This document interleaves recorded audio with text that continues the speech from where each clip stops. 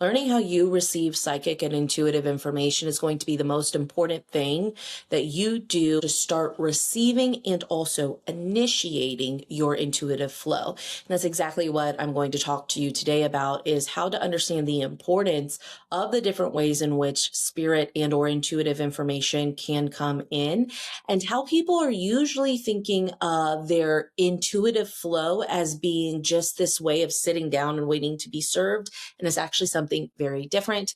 My name is Layla. I'm an intuitive healer, mentor, and guide. I show you how to connect into your intuition, your psychic ability, start channeling your spirit guides, truly develop a relationship with them, while also learning how to bridge embodiment and integration of the shadow, the inner child, your psyche, so that you can truly come into a sense of cohesive flow state that allows your soul, your intuition to lead and guide your life, which is what you actually want.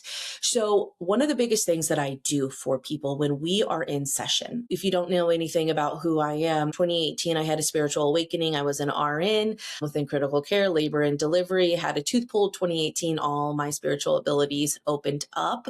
This wasn't something I was seeking. I actually was very afraid of all of this kind of energy. I started to have to learn, what is this stuff that I'm seeing? What are these voices? What are these feelings? I had to really face some very deep program sense of unworthiness, fear of possession, so many different things that I really learned growing up within religion and growing up in a family where everyone has their things, right? But it wasn't very much open communication, where emotions weren't really valued and or a sense of self-identity. And so what I had to learn is how to really bring together not only these newfound abilities, but to develop them with discernment, but also to learn how to make the body feel safe, how to make myself feel safe in something that felt very scary. Since 2018, I've worked with thousands of people of connecting in to these abilities in a way that most people are not being taught, where their body feels safe within it and they're really able to anchor into utilizing their abilities to love and understand themselves, get guidance for their path. So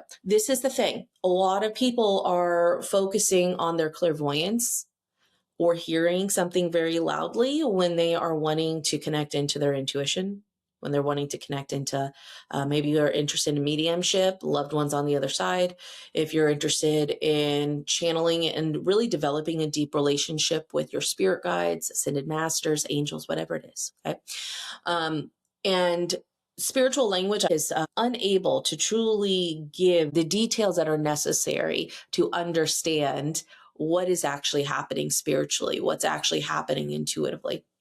And so experience has to be had. You probably garnered a whole bunch of information and you've done the same thing now and that served you. And you did the same thing when you went into the spiritual field. You probably read Dolores Cannon's books, or you've heard of them. You have probably gone through all of these people, of all these Hay House authors, and you know all of this stuff.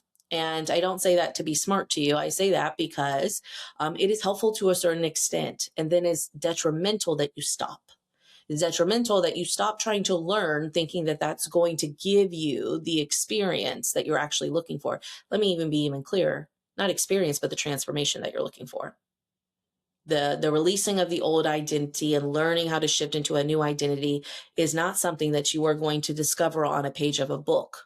It's going to be a door opener, but the actual work of the true transformation is done with an experience of meeting yourself. Okay.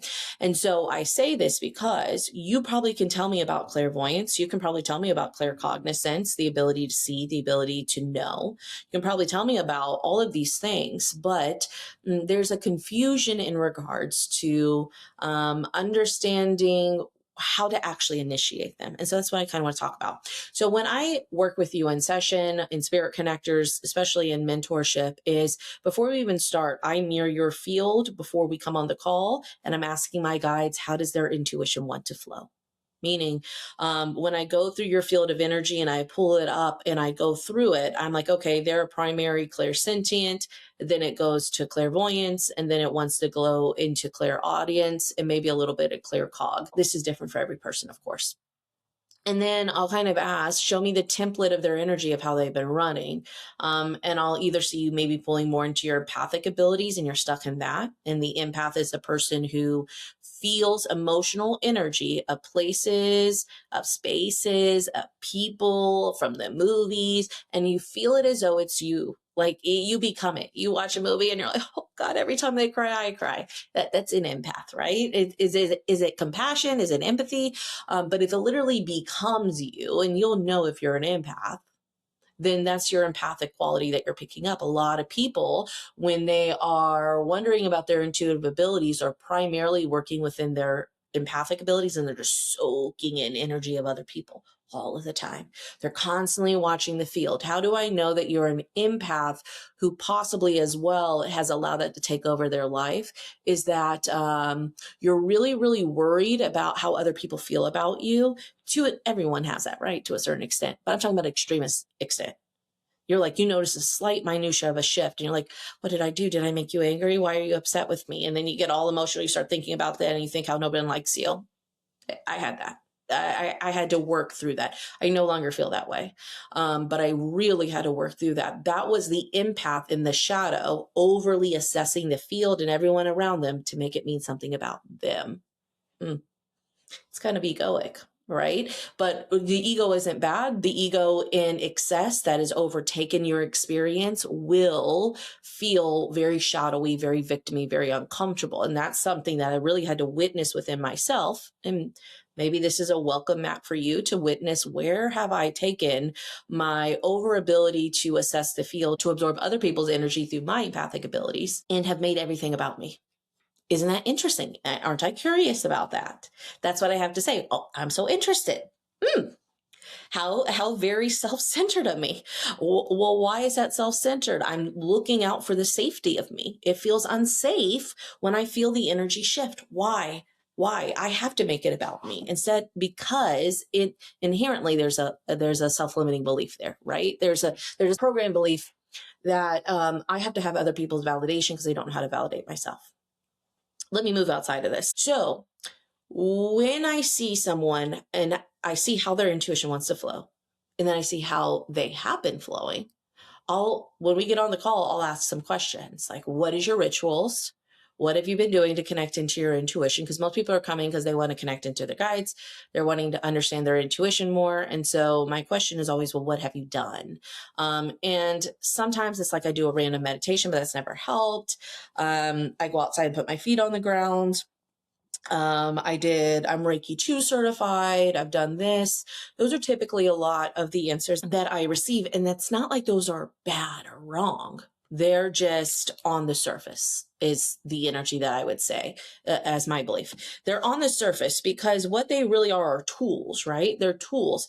And unless you're utilizing that tool to dig in deeper to yourself and truly allow that to open up your awareness of you, then it will stay on the surface of you, meaning you'll be able to give Reiki to other people, but you won't understand why you're receiving what you're receiving, and or it won't transform who you are to a large degree with the things that you're really struggling with. And so a tool in anyone's hand can be anything. It can do micro on the surface cuts, or it can go all the way deep. Like what are you utilizing these things for? Okay. And so when people are usually telling me that, I then go, okay, I'm going to help you create a ritual of connecting into your intuition every day by moving your energy in a certain way. But you need to know how you receive. The structure of opening up the energetic containment that I take people through, that is my unique structure. And that's the same for everyone. I pull everyone through that. Even if you don't want to, we're going to pull through it because it's actually what opens up your psychic abilities and gets them warmed up. But then also, when we go into the heart, you now have an idea of how to start initiating the flow of intuition. So in the beginning of the show, when I started talking, I said a lot of people think that intuition is like, I just sit there at my little lunch table, and it's like, hopefully someone comes by and feeds me today. Hopefully I get a plate that I like, and I'm just waiting there. Hey, I'm sitting here. I'm waiting for you guys. Are you guys going to give me anything? No, I'm not getting fed today. I guess I'll walk away. Or you get a little breadcrumb, right? That's how a lot of people, how a lot of people treat their intuition and their connection with their guides. They're like, I'm here in the room. Where are you guys at? I utilize this so that you can create the symbol in your head, right? Go visually along with me here. That is not helpful to be fed. You know, if you want to eat, if you want to be nurtured, you need to go up.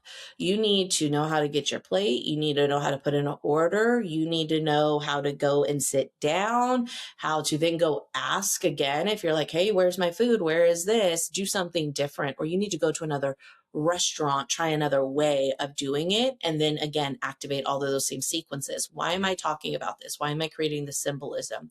Because you receiving intuitive and or psychic information or spirit communication, because that's different than intuitive information, requires not only receiving energy, but initiating. It's the lawnmower pull that I talk about.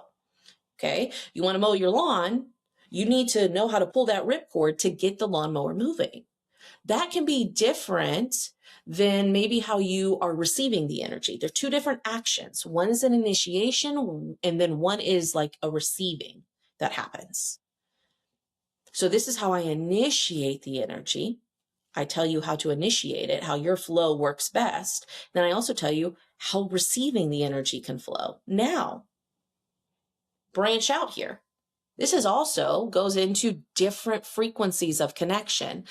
Don't let me lose you. I'm going to come right back around, okay?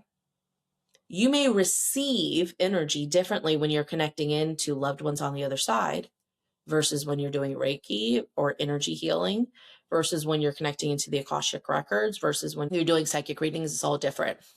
Okay, and so what I do is I read your field for each one, tell you how to anchor into your intuition. When we understand that this is a dual process, they're two sides of the same coin, you stop feeling as though, oh, I'm not clairvoyant, I never see. Well, that might not be how you initially start in your receiving flow state.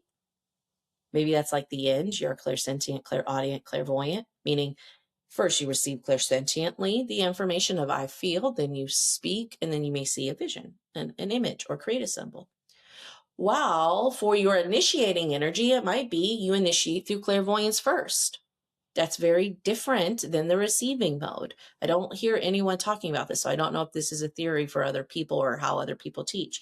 A lot of times, people are thinking that they're just supposed to sit down and then all of a sudden, you know, your spirit guides, your Archangel Michaels, and all of them are just supposed to fill the room because like, hey, I'm in the place, I'm in the space. You're not showing up. Then understanding that your connection to your guides and everything like that and your ability to receive is heavily focused on what kind of work and action are you putting in to create that.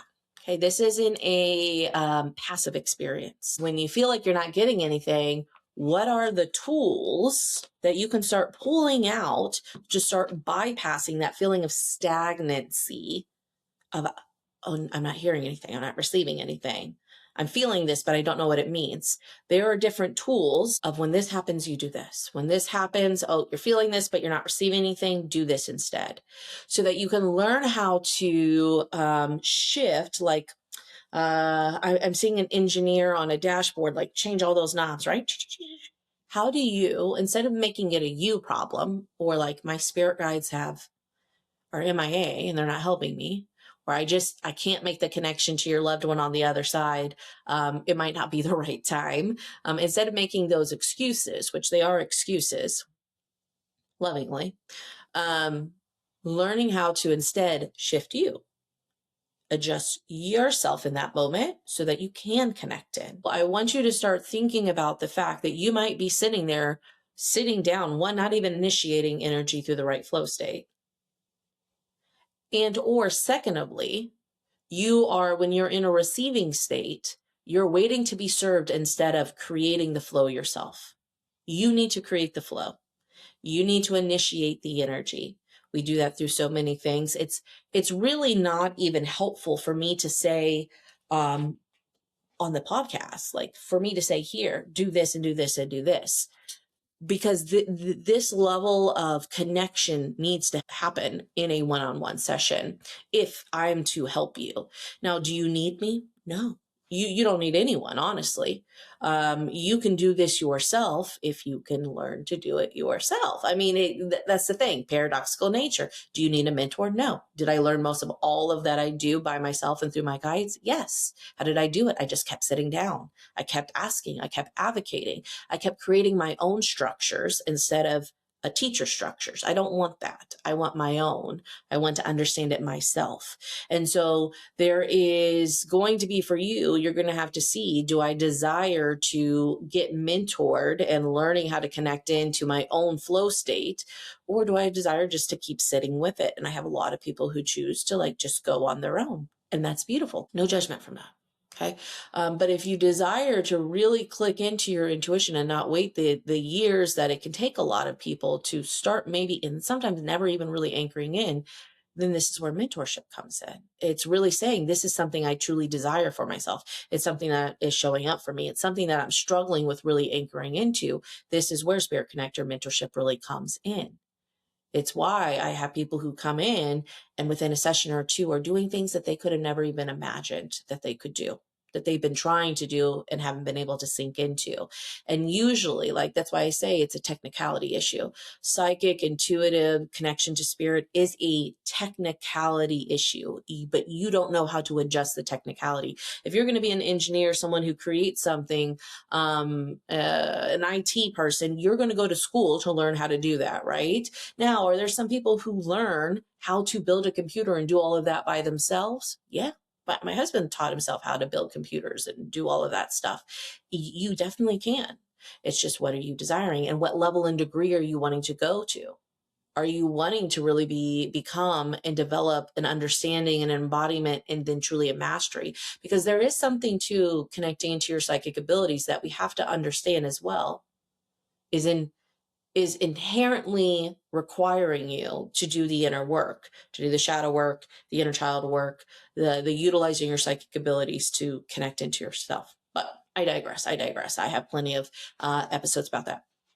But what I want you to take away from this is that you may be stopping yourself because you're waiting for an image when you're really an I feel person first.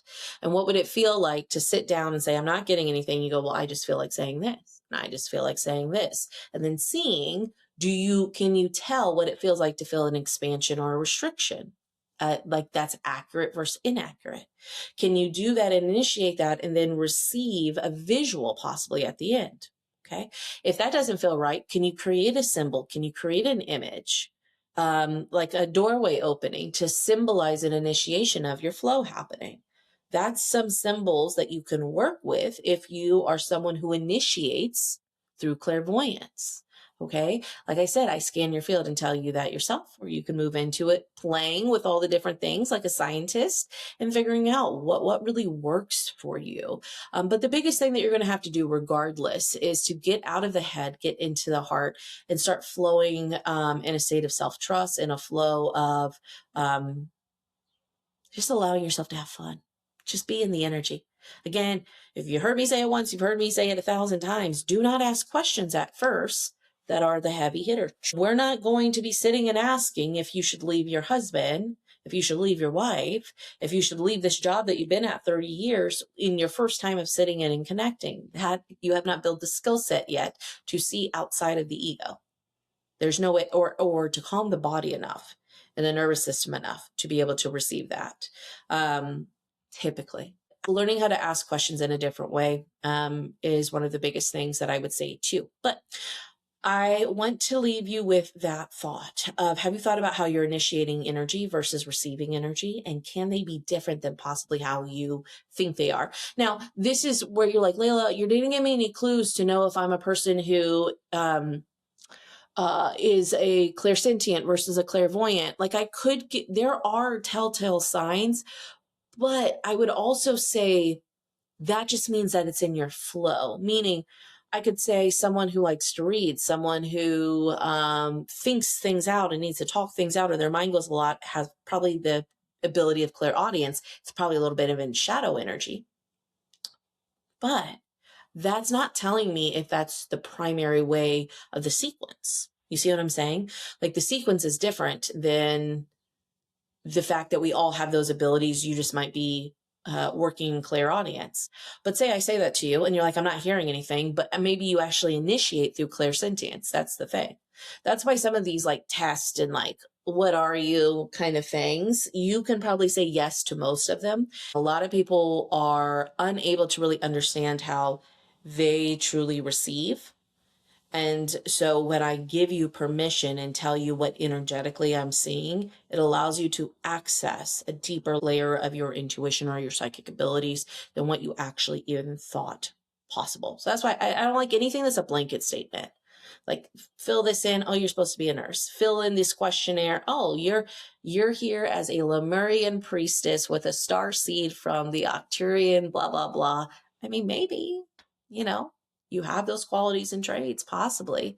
But unless it's individualized and really understood, it can just cause more confusion. So if you're interested in connecting into either mentorship in a deeper container and or spirit connector session, which is a one-on-one session, you can go to my website, laylataylor.com. All information will be linked down below. Please like, follow, comment, share the show. And until next time, stop trying to be spiritual.